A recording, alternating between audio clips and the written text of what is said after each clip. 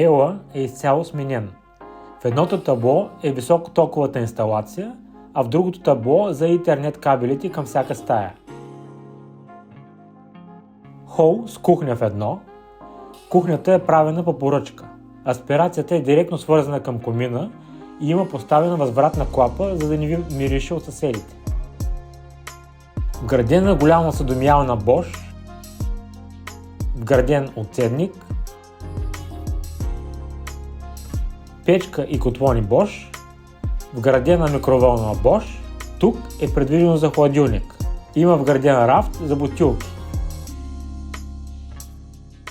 Още един помощен шкаф с плот, където да подготвяте храна и шейкове.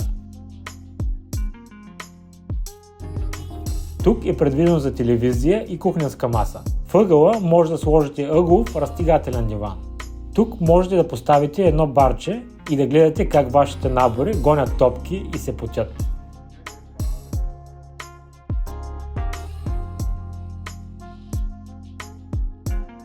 Вляво има лира на стената, огледало с LED, вградена структура гроя.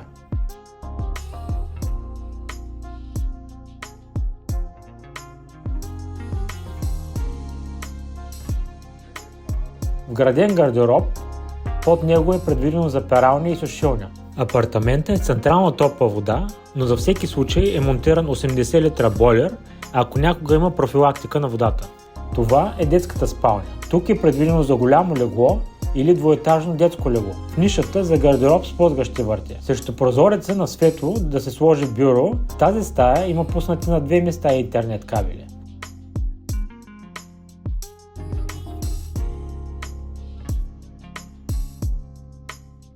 Терасата е обща за двете спални.